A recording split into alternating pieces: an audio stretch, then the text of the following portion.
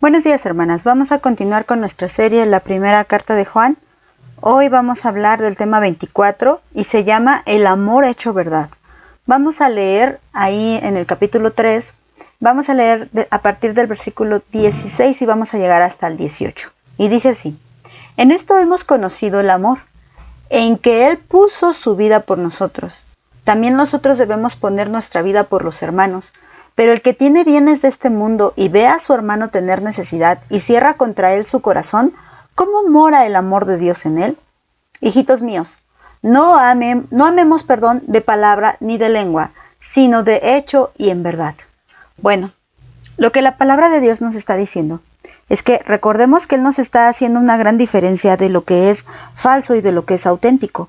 Estos versículos se enfatizan principalmente a que reconozcamos que la forma de amar verdaderamente es amar como Cristo amó a su iglesia, que se dio a sí mismo por ella y se entregó, murió por nosotros. Dice, en esto hemos conocido el amor, en que Él puso su vida por nosotros. Y así es como comienza a hacer esta separación y esta distinción entre el amor verdadero y el amor hecho en verdad. Dice que Dios nos dio un ejemplo, nuestro Señor Jesús nos puso un ejemplo para que nosotros amemos de la misma manera, pero fíjense, Él dice, nosotros deberíamos de amar de la misma manera que Cristo ama, poniendo la vida por nuestros hermanos. Y luego el 17 dice, pero ¿cómo vas a dar la vida por tu hermano si cosas más pequeñas no las das? Mira, dice, pero el que tiene bienes de este mundo y ve a su hermano tener necesidad y cierra contra él su corazón, ¿cómo mora el amor de Dios en él?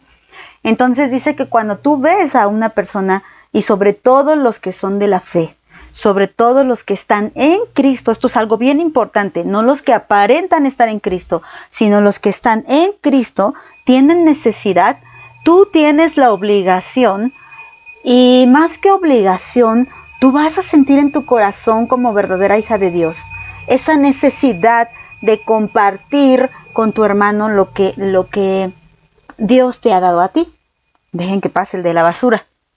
Bueno, entonces cuando Dios nos está diciendo en su palabra que nosotros debemos de dar la vida por el otro, nos está poniendo el apóstol Juan este ejemplo. Bueno, ¿cómo vas a poner la vida por los demás si no puedes ni siquiera compartir de lo mucho que Dios te ha dado con tu hermano? Pero aquí esto es bien importante, fíjense, y lo voy a volver a recalcar porque el de la basura me interrumpió. Dice aquí, el que tiene bienes de este mundo y ve a su hermano.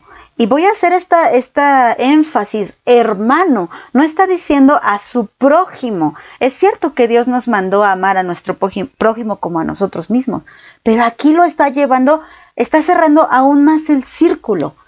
O sea, sí debemos de ayudar a nuestro prójimo, pero también como tal, acuérdate que cuando nuestro Señor Jesús le reclama el discípulo Judas Iscariote, el traidor, le reclama, ¿por qué dejas que esa mujer derrame perfume, un perfume muy caro sobre tus pies, cuando podíamos haberlo vendido y darlo a los pobres? Aquí había una doble intención, pero ¿qué le responde el Señor? Dice, a los pobres siempre los van a tener, pero a mí no. Si lo más importante para la vida de un cristiano sea repartir todo tu dinero con los pobres, entonces eso haríamos, pero no es suficiente. El verdadero amor va más allá. Cuando tú amas en verdad y no vas a hacer nada indebido con la persona que tú estás amando. Por ejemplo, no le vas a estar dando dinero a aquel que tú sabes que lo va a usar para drogas o a aquel que tú sabes que lo va a usar mal. No vas a estarle dando dinero porque tú sientes que tienes un llamado para dar el dinero a los pobres. No es así. La vida de un cristiano no es estar alimentando a la gente que no tiene dinero. No es así. Aquí la situación es que tú estés dispuesto a dar tu vida por tu hermano. Fíjate aquí, hermano, esto es bien importante. No está diciendo por todo el mundo, sino por tu hermano. El que vino a dar la vida por todo el mundo es nuestro Señor Jesucristo. Pero nosotros debemos de dar la vida por nuestros hermanos. Aunque hay que hacer una separación. Ahorita les cuento esta separación. Pero aquí sí es importante enfatizar que está diciendo hermanos. Y yo les digo que hay muchos que dicen ser hermanos y no lo son. porque mismo Juan está hablando de esta separación. Estaban con nosotros, salieron de nosotros, pero no eran de nosotros, porque si hubieran sido de nosotros, hubieran permanecido con nosotros. Muchos, tristemente, solamente se acercan a las iglesias cristianas para sacar ventaja. Y bueno, tal vez tú en tu corazón sincero y en amor lo compartes. Pero ese no es nuestro llamado. Nuestro llamado es a compartir el evangelio. Y ojalá esa persona que llegó solamente con la intención de comer, solamente con la intención de sacar ventaja de los demás, solamente ayúdenme, solamente con esa ventaja, ojalá y se convierta al escuchar la palabra. Ese es nuestro llamado.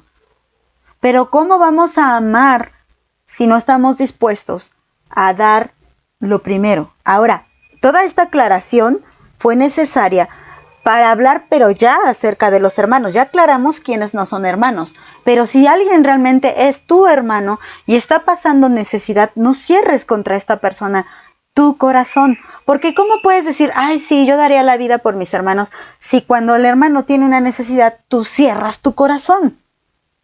¿Cómo morará el amor de Dios en ti? Por eso dice el último versículo, el 18, hijitos míos, no nos amemos de palabra ni de lengua, sino de hecho y en verdad. No digamos, voy a orar por ti, sino oremos por ti. Tampoco digamos, ora por mí todo el tiempo, porque eso es ventajoso. Yo también estoy aquí para servirte, hermano o hermana. Aquí estoy, aquí está mi vida. Aquí está, ¿en qué puedo hacerte útil, hermana mía? ¿Puedo hacerte útil a lo mejor si estás pasando una necesidad?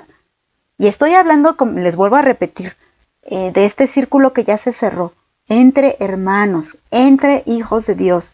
Hermana, ¿en qué te puedo servir? Hermana, ¿en qué te puedo ayudar? Pero a veces a lo mejor queremos que todo el tiempo digas, hermana, ¿en qué me puedes servir y en qué me puedes ayudar? Pero aquí dice, no, hermana, no amemos de palabra ni de lengua, sino de hecho y en verdad. Si tú realmente eres hija de Dios, vas a dejar de pensar en ti misma y vas a empezar a pensar en los demás. Hermana, ¿en qué te puedo servir? ¿Cómo puedo demostrarte que te amo? Porque ¿sabes qué? No basta con decir te amo. Tenemos que demostrarlo. Es como con los hijos, dándole lo que necesita. Esta es la forma en la que Dios enseñó su amor. Nos dio lo que necesitábamos. ¿Y qué era lo que necesitábamos? Su salvación. Por lo tanto, no escatimó su propia vida por nosotros. Y así debe de ser nuestro amor. Debemos de darlo todo por amor al otro. Y les decía, esto es diferente. Esto de dar la vida no significa que a mí me tengan que colgar en un madero, porque entonces estaría ofendiendo el sacrificio de Dios. Es de otra manera. Miren, Santiago 2, versículos 14, voy a leer a partir del 14. Hermanos míos, ¿de qué aprovechará si alguno dice que tiene fe y no tiene obras? ¿Podrá la fe salvarle? Si un hermano o una hermana están desnudos y tienen necesidad del mantenimiento de cada día, y alguno de ustedes les dice, ve en paz y caliéntate y sáciate, pero no le das las cosas que son necesarias para el cuerpo, ¿de qué aprovechará?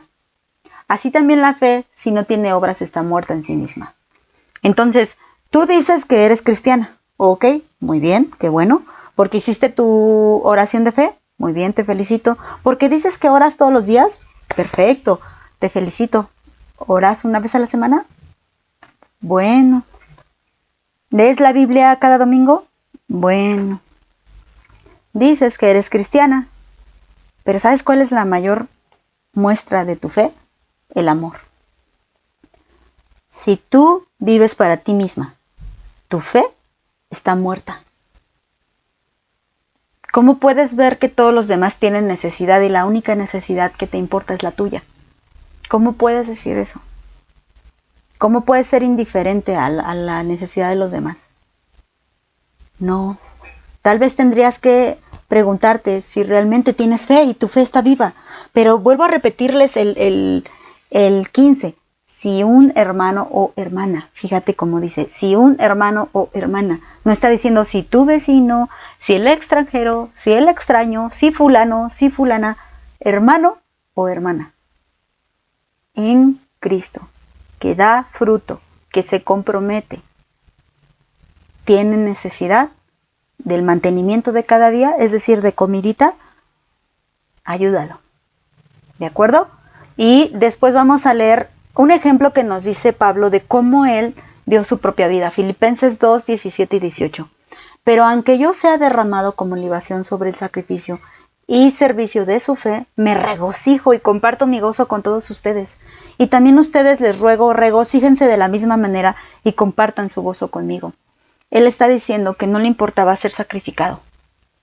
Él no le importaba pasar lo que tuviera que pasar porque tenía un objetivo, predicar, para que más tuvieran fe, para que más compartieran este gozo, para que más fueran salvos. Esto es lo que está diciendo Filipenses. Está diciendo que de esta manera debemos de dar la vida por los otros. Pero ¿sabes qué? ¿Cómo vas a dar la vida de esta manera? ¿Cómo vas a dar la vida por el Evangelio? ¿Cómo vas a dar la vida para que más crean en Cristo? ¿Cómo vas a regocijarte cuando más creen en Cristo si lo único que te importa es tu problema? Si lo único que te importa eres tú mismo. Y si ves que alguien tiene necesidad, tú cierras tu corazón. Hermana, no amemos de labios, amemos de hecho y en verdad. Esto es lo que la palabra de Dios nos quiere decir hoy. Amemos en verdad. El amor hecho realidad. Que Dios te bendiga, hermana.